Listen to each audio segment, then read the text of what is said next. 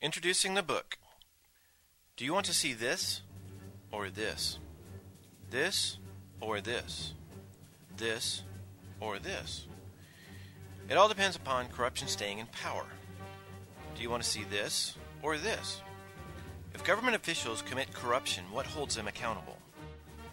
The American government by the four branches: first, second, third, fourth. It is the fourth branch that holds corruption accountable. Is it the duty of the fourth branch of government to hold corruption accountable? The present Arizona State Supreme Court Chief Justice believes so. A county fourth branch is responsible for investigating possible public offenses, including corrupt or willful misconduct in office by public officials, and return a criminal indictment or true bill formally accusing someone of a crime. The powers and duties of the state fourth branch are similar to those of the county fourth branch, except they extend statewide. 9 out of 10 Americans are probably wondering, do we have a fourth branch of government? Yes. Maybe you are requiring, show me what the fourth branch has done. The fourth branch has held to account these top government officials: the Watergate boys and Nixon, former governor of Illinois, Rod Blagojevich, former U.S. House Majority Leader, Tom DeLay. A further list is provided courtesy of the fourth branch.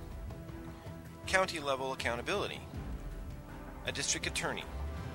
There, the fourth branch turned a prosecutor into a defendant.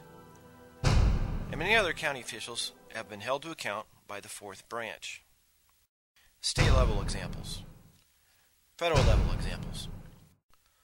One may be wondering, why have I never heard a summary of the fourth branch holding government officials accountable? Or, where did the fourth branch come from? Answer: England, almost 8 centuries ago. Second answer: and the Founding Fathers tying it to the Constitution. What do attorneys say about the fourth branch? Attorney Leo D'Onofrio of New Jersey coined the phrase, the fourth branch. Distinguished professor of law Susan Brenner also confirms the fourth branch as the fourth branch. Again, some will ask, why have I never heard of the fourth branch? Answer: for corruption to expand, the knowledge of the fourth branch must be suppressed.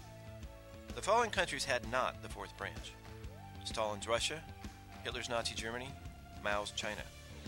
In comparison, England's fourth branch has assisted England's longevity to over 900 years. Because of the lack of a fourth branch in these countries, neither Stalin, Hitler, or Mao could be stopped. During the reign of genocide, their governments murdered over 60 million people. In America, the fourth branch held not just Nixon, but other presidents to account: Jackson, Johnson, and Clinton. The fourth branch is also in different forms: county level, state level, and federal level. There is a reason you haven't heard of the fourth branch of government. The powers that be are afraid of the fourth branch. The powers that be, they, whoever the they are. Who are the they? You can fill in the blank. Corrupt government officials, elected officials, congressmen, corporations, etc. They are afraid of the fourth branch because it will put them and their minions in jail.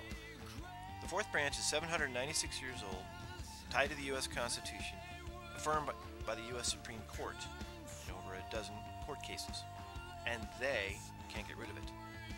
The only thing they can do is perpetrate ignorance upon the American people, and they have done this very well. What is the fourth branch?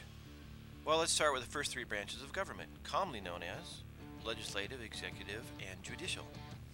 But practically these days, the three branches of government are Larry, Moe, and Curly, made this way by the two main political parties of Laurel and Hardy.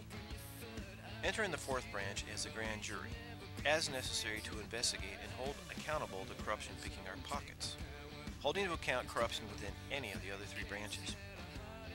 When we the people learn of the power of the grand jury, or the fourth branch, they will be afraid of this. Why should they be afraid? They commit corruption, lie, cheat, and steal to get into power.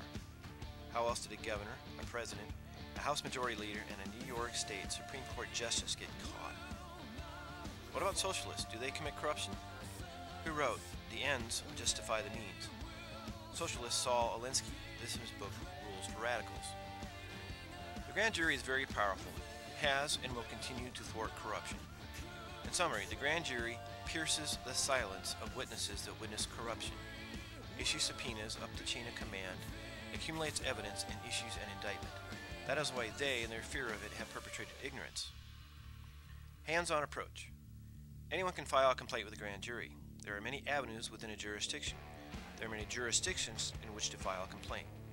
For example, a federal attorney must inform the special federal grand jury of a complaint received. The word in section 3332 is shall. Not might, not could, not good idea, but shall inform the grand jury of a complaint submitted.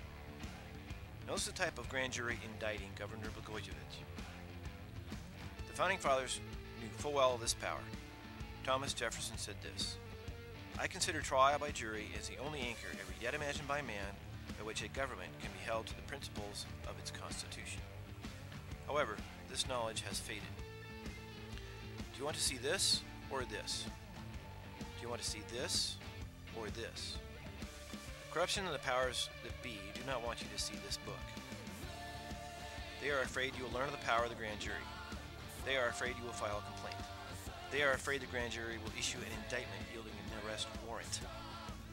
Hence the name of the book, The Hidden Fourth Branch, A Corrupt Government's Worst Nightmare, available on Amazon.